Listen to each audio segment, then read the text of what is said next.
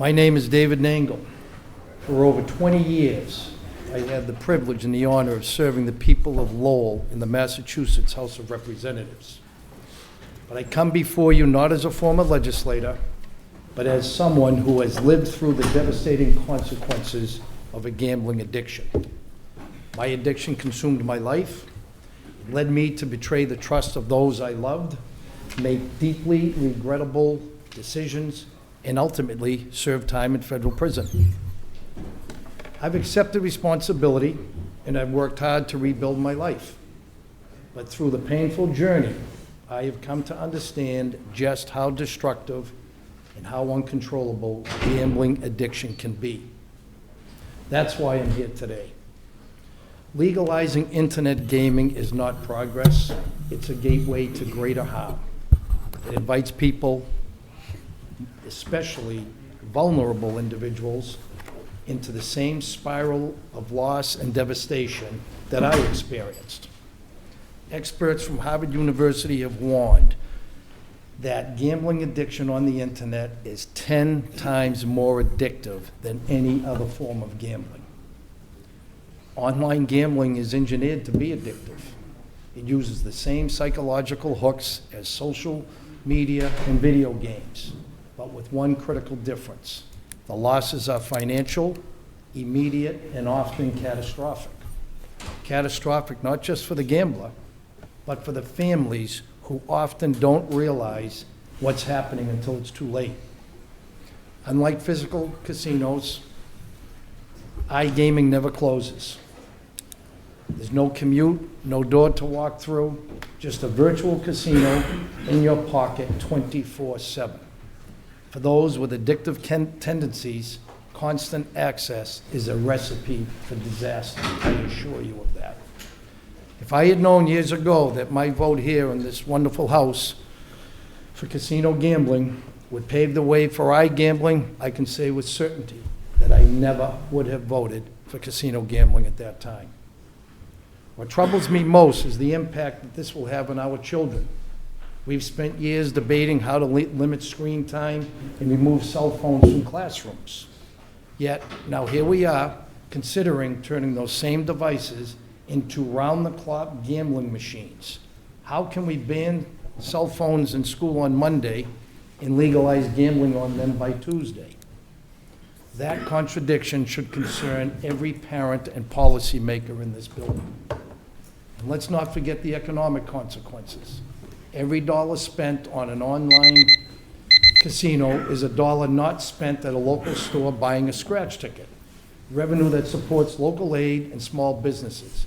Online gambling creates few jobs, if any. No dealers, no hospitality staff, no maintenance workers, no union jobs, and we also risk a 30% reduction in the workforce and revenue at the brick and mortar casinos. There's no human interaction in iGaming either, just algorithms and servers relentlessly targeting users with marketing designed to keep them betting more often and at higher stakes. But perhaps most of all, Massachusetts is addicted to gambling revenue.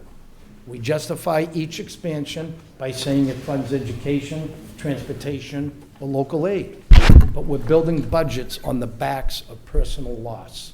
That's not fiscal discipline, that's moral compromise. David, we are very respectfully, just if you could, I just got to be fair to everyone. There's no Narcan for gambling. If somebody has an opiate situation, we would turn around and apply them with Narcan and save a life.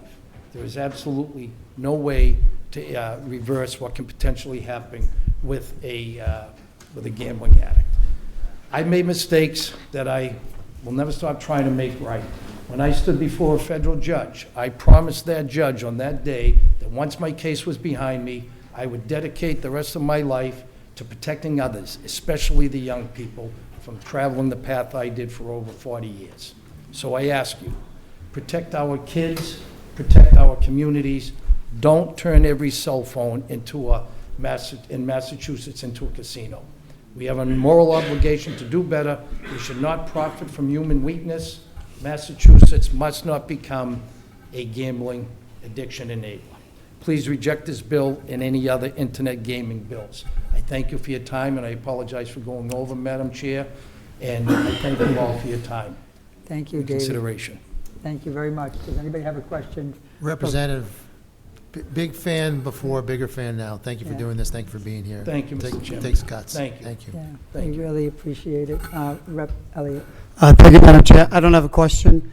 Just want to recognize my good friend from Lowell, a distinguished former legislator. I can attest firsthand of Mr. Nangle's work in the community, trying to warn and protect others of the dangers of gambling. So we want to thank him, and I do see him frequently, and it is every day that he's working on behalf of protecting Thank you, future. Representative. Okay. Thank you. You know I tell the story. I'm not going to tell it for time's sake, but you were the first kindest representative to me as I walked into this chamber 12 years ago. You were a gentleman always, and as you alluded to in your remarks, no one had an idea of what struggle you were going through. And so to be here today, as my vice co-chair said, to be here today and share, thank you. Thank you, Madam Chair. Thank you, Mr. Chairman. Thank you.